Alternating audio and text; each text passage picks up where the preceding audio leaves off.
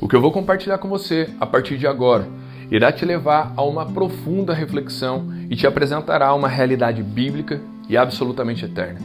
O meu nome é Gustavo Honorato e fica comigo.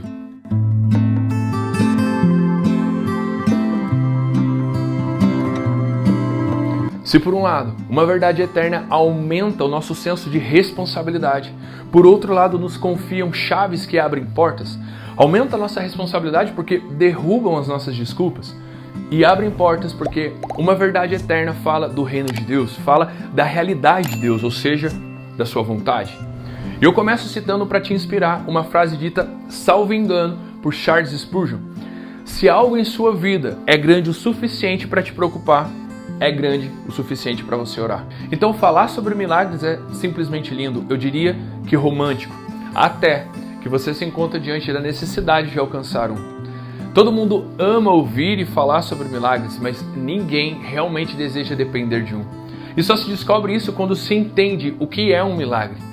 Andar com Deus inevitavelmente te obriga a avançar por determinados níveis de fé e entendimento. Pensa, você precisa de fé para crer na existência de Deus. Esse é o nível mais básico, afinal, nós cremos em alguém invisível para o mundo. Então você precisa de mais fé ainda para crer que Ele faz milagres. Sobretudo se você nunca testemunhou um milagre pessoalmente.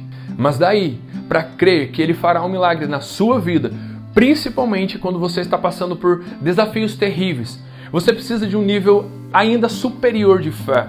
E eu te explico. Por muito tempo eu entendi milagres de forma errada, até que eu realmente comecei a precisar de um. Então eu fui obrigado a entender o que significa um milagre. E eu descobri que até os meus 32 anos, quando nós recebemos o diagnóstico da minha filha, eu verdadeiramente nunca havia necessitado de um milagre. Porque até então, tudo aquilo que eu já chamei de milagres na minha vida era verdadeiramente e humanamente coisas possíveis de se alcançar. Porque o milagre é quando nós precisamos de algo que supera a capacidade humana de realizar. É quando não existe nada que seja possível fazer pela força e ação humana para alcançar. Então nós estamos diante da necessidade de um milagre. Quando Deus é a única solução para algo na nossa vida, então nós nos encontramos diante de uma situação que demande um milagre.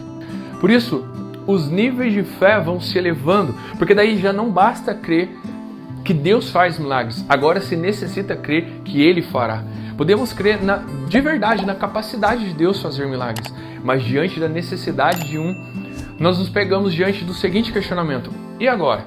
Ele fará? E se Ele fizer, será que eu tive êxito na minha fé? Mas se Ele não fizer, é porque a minha fé não foi o suficiente?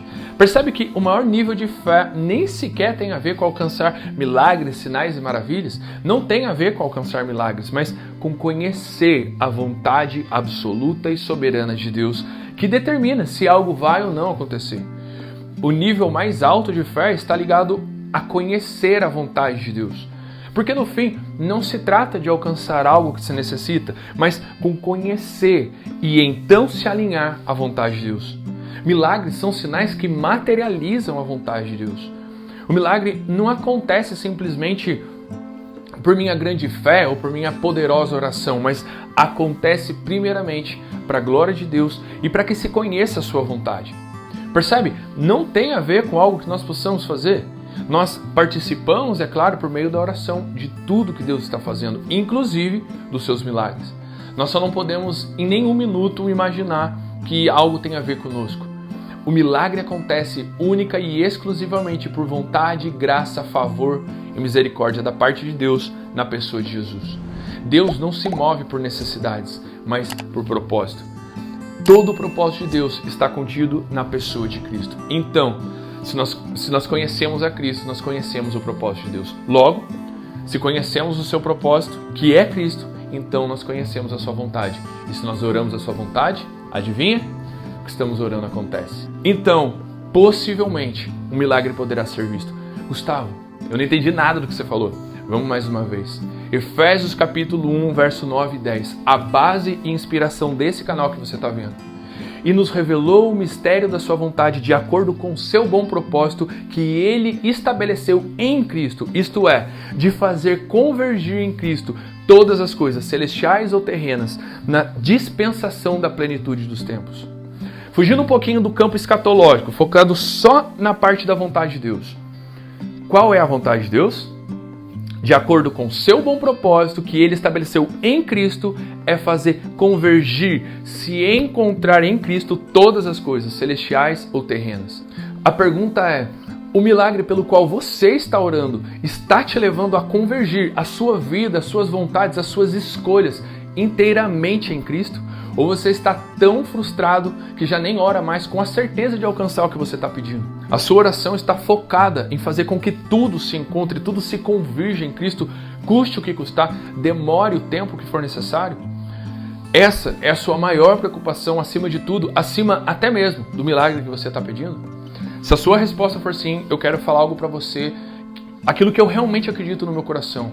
Os seus olhos estão prestes a testemunhar o grande milagre da sua vida se materializar. Porque como está escrito, esta é a confiança que temos ao nos aproximarmos de Deus. Se nós pedimos alguma coisa de acordo com a sua vontade, Ele nos ouvirá. E se nós sabemos que Ele nos ouve em tudo que nós pedimos, sabemos que temos o que dele pedimos. Que esse conteúdo encontre espaço no seu coração e na sua vida. Se você gostou desse conteúdo, então curta, comenta, se inscreve no canal e compartilhe com alguém que você ama. Que Deus abençoe a sua vida. Fiquem todos com Jesus. Beleza? Falou, valeu, até mais.